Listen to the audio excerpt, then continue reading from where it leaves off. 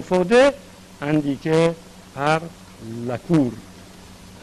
Nous avons parcouru des milliers de kilomètres pour répondre à ceux qui, dans l'intervalle entre la présentation de la plainte au Royaume-Uni et notre arrivée dans cette salle, s'est avéré n'être qu'une fausse alerte. Au lieu de ça, chacun rentrait chez soi. Après ce premier épisode, le Royaume-Uni nous a obligés à rester ici en présentant une plainte nouvelle et vague concernant une affaire sur laquelle il n'y a aucun différend entre nous et dont nous n'avons entendu parler pour la première fois qu'après notre arrivée. Il me semble que d'autres que nous, autour de cette table, ont pu se demander la raison de leur présence ici.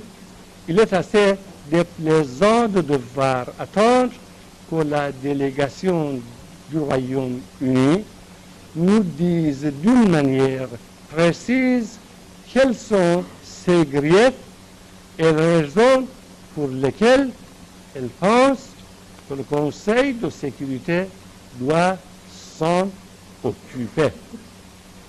Royaume-Uni. Ce n'est pas l'Iran, mais bien le Royaume-Uni qui a quitté brusquement la table de conférence et a refusé d'accepter toute invitation de revenir y prendre place. Et depuis que nous sommes ici, c'est en vain que nous avons cherché ailleurs que dans des paroles, des preuves que le Royaume-Uni était prêt à négocier. Nous n'avons eu qu'une répétition de la tactique déjà expliquée qui consiste à faire pression. Le temps passe. Si notre offre de discuter un différend légitime est encore rejetée, il ne nous restera qu'à regagner notre pays et les autres, nous semble-t-il, auront intérêt à faire le même. Representative of United Kingdom, from which the Iranians themselves derive such great benefits. If the Anglo-Iranian Oil Company had, I appeal with all the earnestness at my command to the Prime Minister of Iran to look beyond the narrow bounds of nationalism to the wider common interests of the world community. We are united in a common purpose to raise the standard of living of peoples throughout the world, in the less advanced as well as the more advanced countries. If civilization is to survive, we must find the means of working together towards common ends.